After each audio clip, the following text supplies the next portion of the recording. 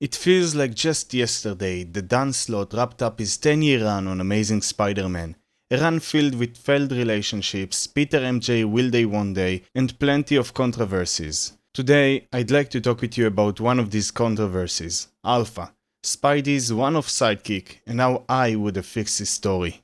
In 2012, Dan Slott and the other same 5 people who have worked on Spider-Man for the last 20 years came up with a great idea, giving him a sidekick. One he was responsible for making, one that mirrored his own origin, and most importantly, one that would be scrubbed from the face of comics the moment we look away. The writer wanted to create a giant-sized issue to celebrate Spider-Man's 50th anniversary.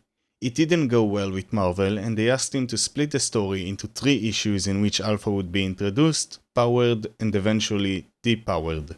Slott regrets these issues. Not for the story itself, but because comic book websites announced them as introducing a sidekick for Spider-Man. That information spread far and wide across the internet for almost 3 months, giving people plenty of time to complain non-stop that Alpha, as a sidekick, didn't fit Spider-Man and would ruin the comics, all while being oblivious to the writer's actual plans. Slott claims he can tell whether someone read the story issue by issue as it was released or all at once afterward, based on whether they mined the story or not. As someone who didn't start collecting comics until a year after these issues came out, I don't agree. Alpha's story infuriates me, both as the single issue Slott intended it to be and the final product we got. He wanted the character to be irredeemable and for readers to be glad to see him gone, even stating in an interview with Sci-Fi that Alpha doesn't deserve his powers because he's an asshole. The story lands right in the middle of several major events, following the redemptions and downfall of characters close to Spider-Man like Venom, Rhino, and the Lizard, while Peter usually goes the extra mile for villains even those have repeatedly proven themselves to be assholes. Here, he chooses to give up on Alpha and depower him simply because he's an asshole. The reality is that in the issues following this story, there is no mention of Alpha or Peter's action. While Peter usually considers his powers a curse, he also values them for allowing him to help others, and I don't think he would simply brush off taking that opportunity away from someone else, even if they are, quote-unquote, an asshole. This storyline makes Peter come across as an uncompassionate jerk to a teenager going through a very similar experience to his own. And even if Peter had given more thought to the way he treated Alpha, how much time would he have had to do or change anything when just 2 stories later in issue 700, spoilers for a 10-year-old story, Peter dies? Kind of. So I want to propose some changes to the story. Changes that I feel should have been made, especially when it shifted from a one-shot issue to a 3-part arc in an ongoing series, going in reverse order from the moment Alpha lost his powers to the moment he gained them. Most stories around the time of Alpha were impactful. They were meant to change things. It was the start of a new decade and a new status quo. From 2011 to 2012, Spider-Man joined the Fantastic Four in Torch Song, Kane became human again in Spider Island, Rhino and Silver Sable apparently died in Ends of the Earth, Connors regained control from the Lizard in No Turning Back, Tiberius Stone left Horizon's lab in Danger Zone, and of course Dr. Octopus took over Peter's body in Dying Wish. Don't get me wrong, not every issue, even one celebrating 50 years of Spider-Man, has to be immensely consequential. But Marvel could have predicted that websites and fans would latch onto the idea of Spider-Man having a sidekick and expect some kind of payoff or resolution rather than just summing it up as he's gone for the foreseeable future and we will not talk about him. Adding to that, why would Peter take Alpha's powers away? Alpha didn't use his powers irresponsibly, he was just a jerk. He was involved in 3 important battles. The first was against Giganto, where he intervened without being told to, but took out the creature with 1 punch and caused minimal collateral damage. The second was when the Jackal kidnapped him and no one was hurt, and the third was when the Avengers told him to join them against an unstoppable foe named Terminus, where without Alpha's help they seemingly wouldn't have been able to defeat him. We are shown that the fight caused multiple planes to lose power, but only one crashed with no casualties. The last fight and its aftermath are clearly the fault of the Avengers, who knowingly involved an untrained individual they had never seen in battle and who, as far as they knew, was the only one capable of holding back Terminus. We are not shown that Alpha is a constant threat, just that he wasn't ready to fight Terminus, isn't prepared for combat, and probably needs a power dampener. It seems the real reason Peter takes his powers away is that the plane that crashed was carrying Aunt May. To put it plainly, Peter choosing to take Alpha's powers away is a betrayal of his own character. While the story frames it as Peter taking responsibility, he is actually relinquishing responsibility by not giving Alpha a chance. Spider-Man constantly tries to reform villains, believing in them even when they have given him countless reasons not to. Prime examples include the Black Fox who always promises to retire, the Sandman in the 90s, and the Lizard every other year. But when it comes to a bratty kid, suddenly it's too much for Peter. I would have handled it by having Spider-Man talk Alpha into willingly giving up some of his powers, allowing him to remain a hero, but weakening him just enough so that he is no longer a danger to himself or those around him. In the following issues, we will see Spidey and Alpha working together to improve each other. Maybe the fact that Alpha put so many lives in danger could serve as a turning point, pushing him to become a more responsible hero.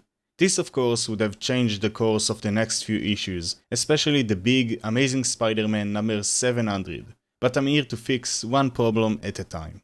We're also keeping Aunt May's injury, not because I don't like her, but because it highlights how willing Spider-Man is to swallow his pride and still believe in someone who put his mother's life at risk.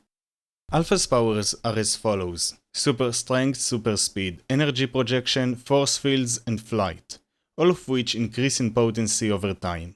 However, he is limited by the fact that he can only control one power at a time. This means no max speed punches from afar or flying through a barrage of bullets.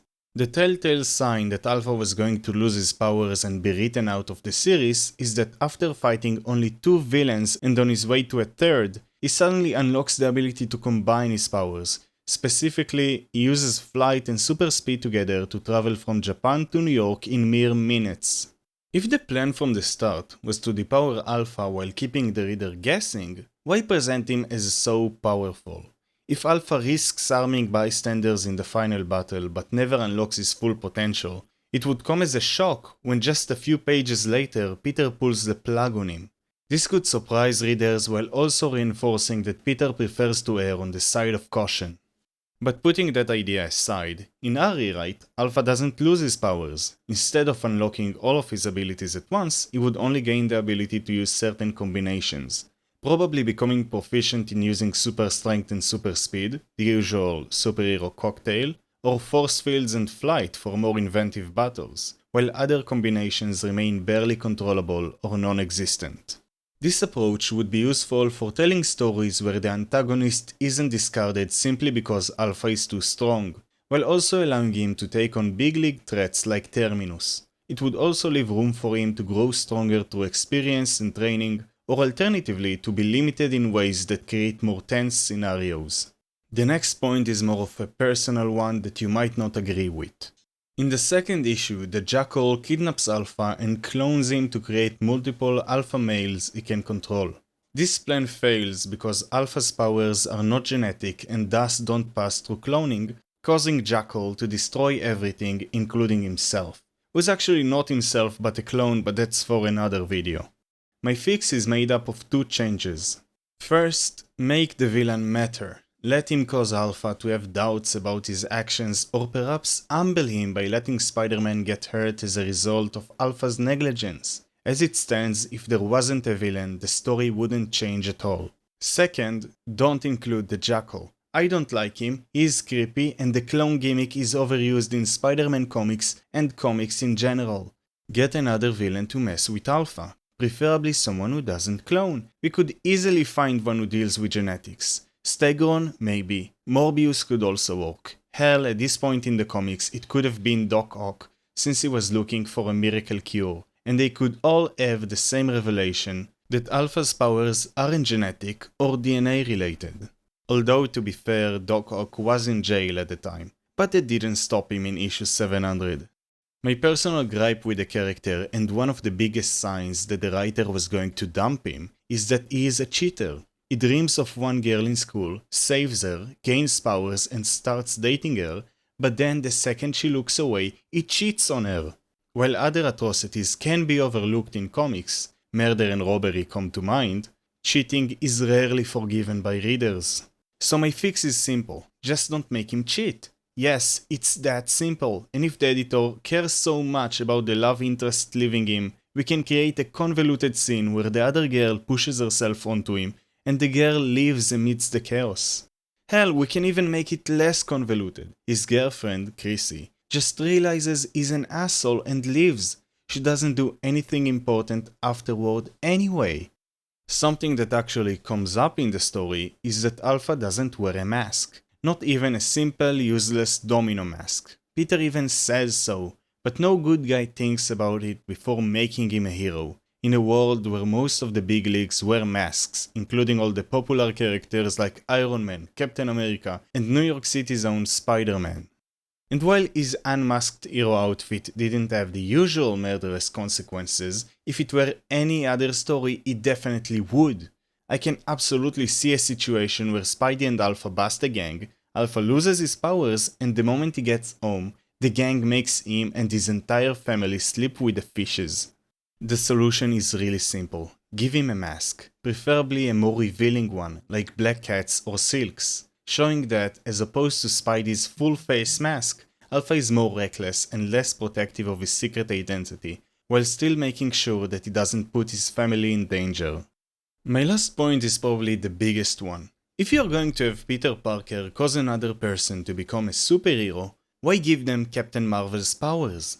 If you are going to make Alpha a regular character and make his story more of a Spider-Man story, I think we should weaken Alpha significantly from the start and give him powers that relate more to Spider-Man. In the story, Alpha gets his powers by going on a field trip to Horizon Labs, a leading company in advanced technology, coincidentally on a day when Peter Parker was showcasing a new experiment involving futuristic particles dubbed Parker particles, because you can't expect creativity from a guy with spider powers named Spider-Man. Moments before the experiment starts, Tiberius Stone sabotages the exhibition. This causes the machine to fire in all directions and toward the girl Alpha has a crush on. As any aspiring superhero would, he pushes her out of the way, taking the entire beam straight to his chest and gaining powers. To be positive, I think this origin story isn't half bad. It connects to Tiberius' story and ties Peter directly to the reason Alpha gains his powers, giving him a personal reason to care about this new hero. It mirrors Spider-Man's own Spider-Bite really well, and Alpha putting himself in danger to save the girl he likes is a trope that writers can always rely on to tell readers this person is destined to be a hero. What I would change in Alpha's origin is the powers he gains. If we think for a moment about things that relate to Spider-Man, we might find some commonality. Black Cat, Rhino, Vulture, Tarantula, Scorpion, Lizard, Green Goblin.